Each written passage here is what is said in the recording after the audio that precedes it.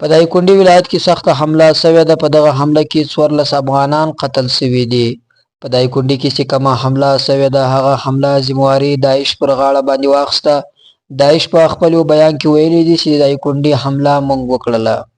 د داعش په مقابل کې د افغانستان ویان ذبیح الله مجاهد ویلي دي چې د داعش وس په افغان حکومت باندې نه رسي. د هغه په مقابل کې عام ولس په نښته کوي او هغه قتل کوي.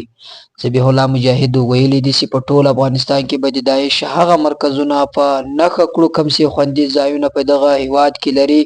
او د زیاته کړه ده چې اوس هم ګاونډي هیوادونه سته، بعضې هیوادونه چې داعش سپورټ کوي او داعش روزي او هغه رالیږي چې د افغانستان امنیت خراب کړي. ذبیح الله مجاهد زیاته کړې چې چاته اجازت نه ورکوو چې د افغان حکومت په مقابل کې خنډ جوړ شي او نه دا اجازت چاته ورکوو چې د افغانستان امنیت خراب کړي، یو ځل بیا هغه 40 کلن جګړې ته بوځي.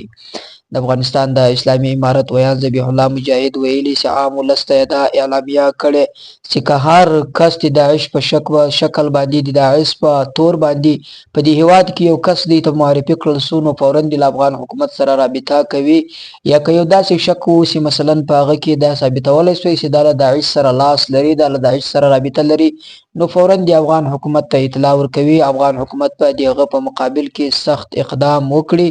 او د ویلي چې افغان حکومت دا ذمہواري ده چې د افغان ولس به ساتنه کوي په سر او مال سره. په هر څه به زموږ دا کوشش وي چې موږ د افغانستان حکومت د افغانستان له ولس سره اوږه په اوږه ولاړ یو او د هغو ساتنه به کوو.